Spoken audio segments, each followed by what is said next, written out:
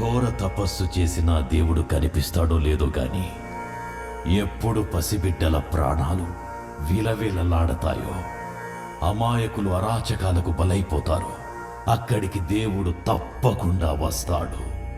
సామే, మీరు చెప్పిన పాపాలన్నీ ఇక్కడే జరిగాయి సామే. నా కళ్ళ ముందే జరిగాయి స్వామి. ఎక్కడొచ్చాడు స్వామి దేవుడు? ఎలా వస్తాడు? దేవుడు నీలో ప్రతిఘటించే శక్తున్నంత వరకు రాడు. అహం, బలం, గర్వం సర్వాన్ని త్యజించి నేను అల్పుణ్ణి, నేను అశక్తుణ్ణి, నేను ఓడిపోయాను, నాకు నువ్వే దిక్కు అని పీక పెకిలేలా అరువు. అప్పుడొస్తాడు దేవుడు.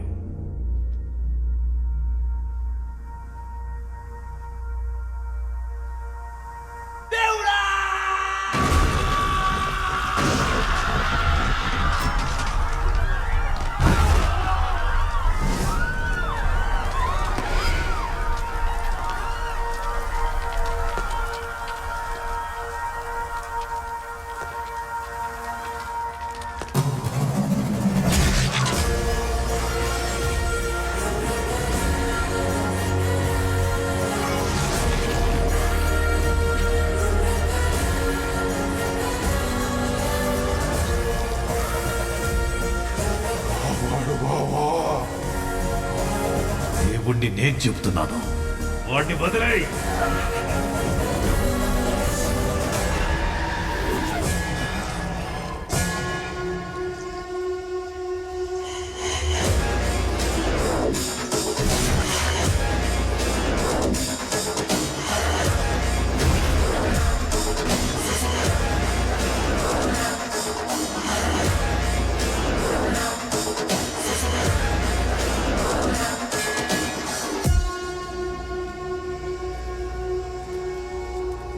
ఒక మాట నువ్వంటే అది శబ్దం, అదే మాట నేనంటే శాసనం, దైవ శాసనం. స్వామి, మీరు చెప్పింది నిజమే స్వామి. దేవుడు వచ్చాడు.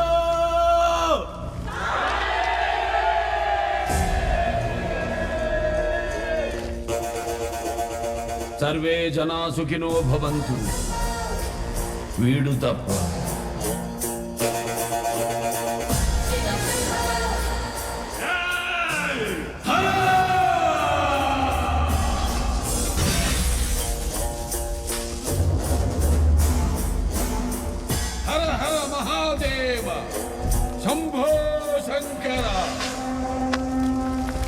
కాలు దుపే నంది ముందు రంగు మార్చిన పంది కారు కూతలకొస్తే కపాలు పగిలిపోతే.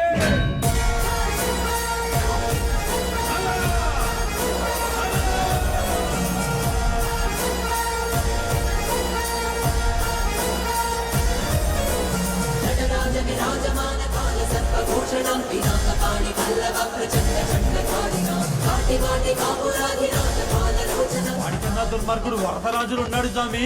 जब थाने पे इसका नाम चले जाएगा, इसका जान चले जाएगा. వాడు నీ కొడుకేనమ్మా.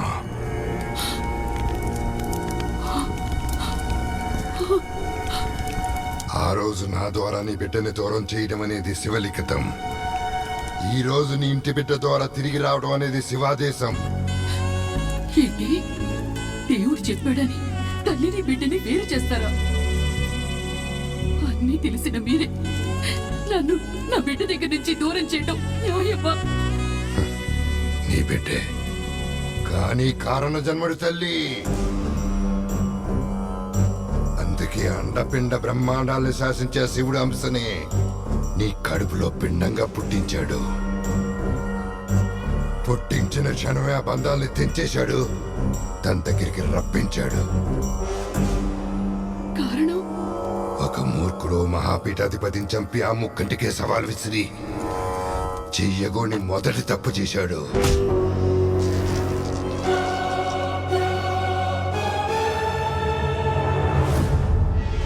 పరమాత్మ స్వరూపమైన ప్రకృతితో చెలగాటవాడి ఘోరమైన రెండో తప్పు చేశాడు.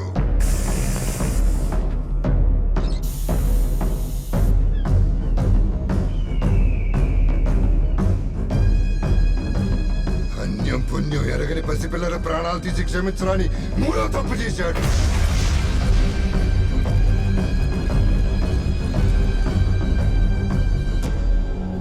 అందుకే ఆ శంకరుడే శంఖం పూరించి యుద్ధంలోకి దించాడు. వాడి జన్మకి కారణం ఏమైనా కావచ్చు. వాడికి ఆ జన్మనిచ్చిన తల్లిని నేను. నా బిడ్డ నాకు కావాలి, అది నా హక్కు. నేను వాడితోనే తేల్చుకుంటాను.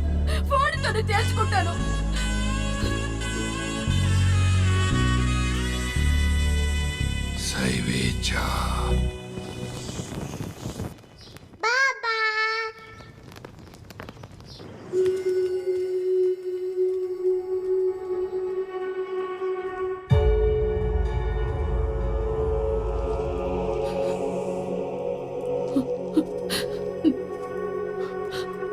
అమ్మనిరా,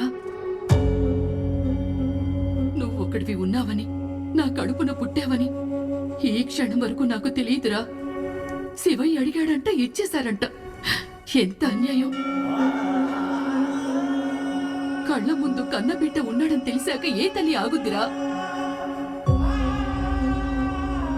తిరుగురా, తలెత్తి ఈ తల్లిని ఒక్కసారి చూడరా. నువ్వు నా రక్తం, నా బిడ్డవిరా.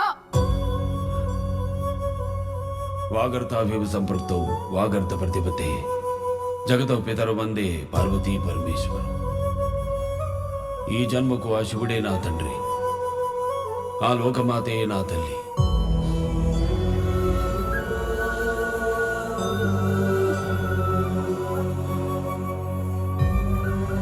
ఈ శ్వాస, ఈ శబ్దం, ఈ దేహం, నా గమ్యం, నా గమనం, ఆగమనం ఆ ఆది దంపతుల అధీనం.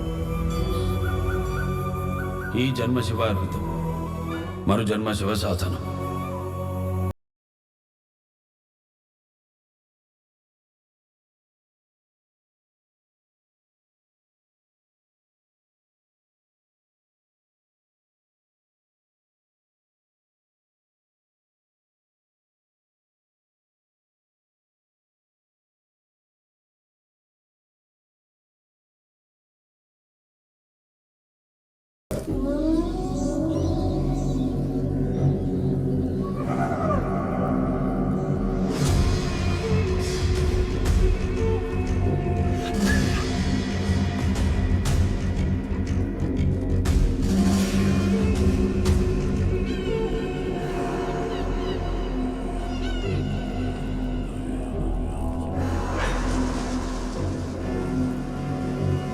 ఎప్పుడు నీ మాట వచ్చేది సామి, అట్టాది నువ్వే వచ్చావు.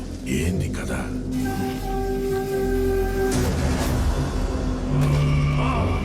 వసమనం, శరీరం ఆవాహం, ప్రాణం ఆవాహం, నరబలి.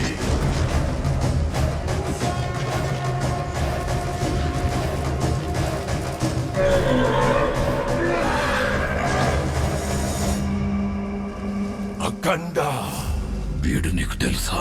అఖండ రుద్ర సికందర్ ఘోరా. వీడు మా గురువుని గుంపుని ఎగబడి చంపినాడు సామి.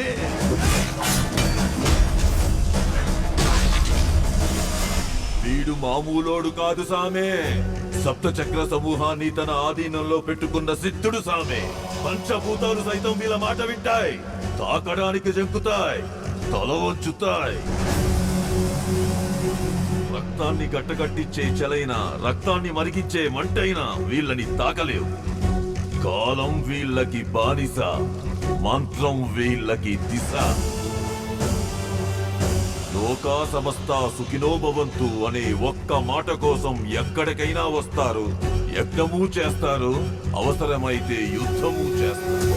ప్రచండ, నేనెందుకు వచ్చాను నువ్వేం చెప్తున్నావు? వాణ్ణి చంపాలి. ఈ ప్రపంచంలో నీకేదంటే భయం? చావంటే? ఆ చావుకి వాడంటే భయం.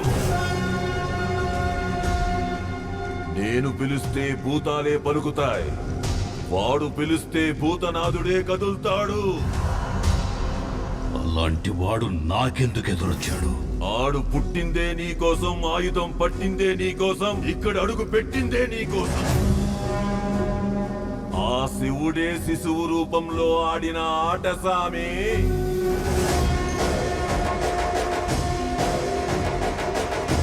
ఈ ఉప్పు తిన్నా ఈ ముప్పు తీర్చే వెళ్తా. నమ్ము.